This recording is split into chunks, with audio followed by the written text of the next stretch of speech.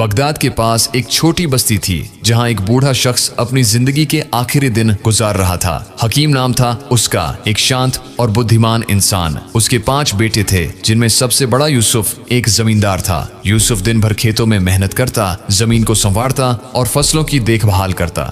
लेकिन जब कभी अपने पिता की सेवा करता तो अंदर ही अंदर ऊब जाता। दिल में सोचता, यह जिम्मेदारी कब खत्म होगी। शाम को यूसुफ थका हारा घर लौटता तो उसका बूढ़ा बाप उसकी थकान महसूस करता।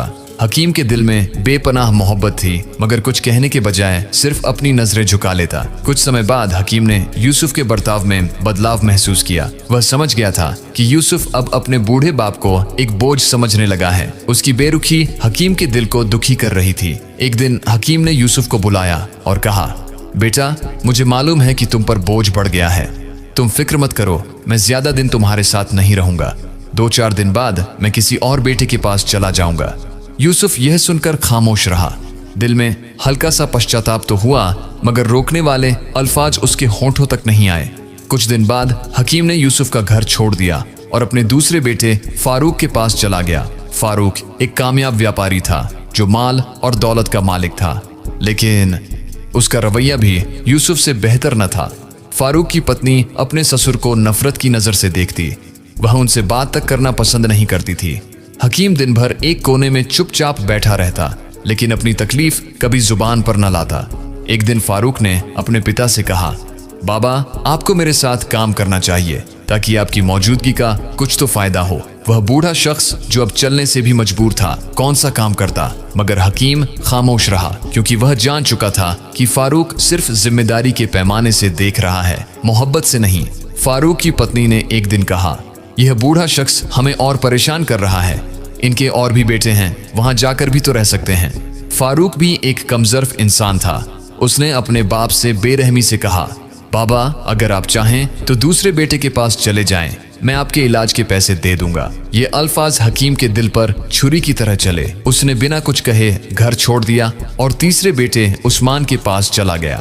तीसरे बेटे के घर उस्मान एक मेहनती किसान था। उसने अपने पिता का सम्मान तो किया, लेकिन उसके पास भी ज्यादा वक्त नहीं था। वह दिन भर खेतों में मशरूफ रहता और जब शाम को घर आता तो अपनी बीवी और बच्चों के साथ समय बिताता। हकीम दिन ब दिन कमजोर होता जा रहा था, मगर उस्मान की बीवी ने इस बात की कोई परवाह न की। जब उस्मान सुबह काम पर चला जाता तो वह अपने बच्चों को दादा के पास छोड़ देती। एक बूढ़ा शख्स जो अपनी बीमारी और कमजोरी से लड़ रहा था, उसके लिए यह सब देखना और भी दुखद था। जब उस्मान के घर में भी बाप के लिए जगह नहीं बची तो हकीम अपने चौथे बेटे अहमद के पास चला गया। चौथे बेटे का लालच। अहमद एक चालाक और लालची इंसान था। जब उसने सुना कि बूढ़ा बाप उसके घर आ रहा है तो पहले बड़ा खुश हुआ, लेकिन अहमद की यह खुशी सिर्फ एक चाल थी। उसे उम्मीद थी कि उसके बाप के पास माल और दौलत होगी, लेकिन जब उसे यह सच्चाई पता चली कि उसके पिता के पास कुछ भी नहीं तो उसका रवैया भी बदल गया। उसकी पत्नी भी अपने ससुर से नफरत करती थी और हर वक्त ताने देती रहती। एक दिन अहमद ने बेशर्मी से अपने बाप से कह दिया, बाबा, आप यहाँ नहीं रह सकते। मेरे पास इतना वक्त नहीं है कि मैं हर वक्त आपका ख्याल रखूं। हकीम दिल बर्दाश्ता हो गया।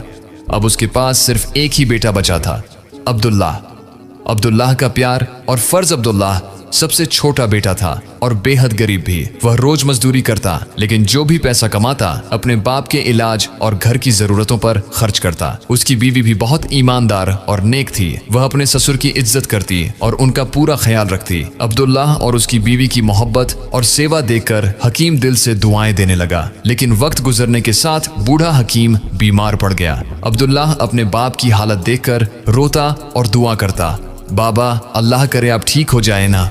लेकिन मौत का वक्त आ चुका था। आखिरी अमानत हकीम ने अब्दुल्लाह को बुलाया और कहा, बेटा, मेरे आखिरी दिन हैं, तुम मेरी एक बात सुनो। बगदाद जाकर जब्बार नाम के शख्स से एक अमानत ले आना जो मैंने उसके पास रखवाई थी। वह सिर्फ तुम्हारे लिए है। और फिर हकीम इस दुनिया से रुखसत हो गया। अब्दुल्लाह बगदाद गया और अमानत लेकर आया। जब संदूक खोला तो महंगी दुकानों के कागजात, जवाहरात और अशरफियां निकली। अब्दुल्लाह ने अपनी ईमानदारी का सबूत दिया और सब भाइयों का हिस्सा उन्हें दे दिया, लेकिन समय ने न्याय किया। जल्द ही वक्त ने सजा देनी शुरू कर दी। यूसुफ कर्ज में डूब गया। फारूक चोरी में पकड़ा गया।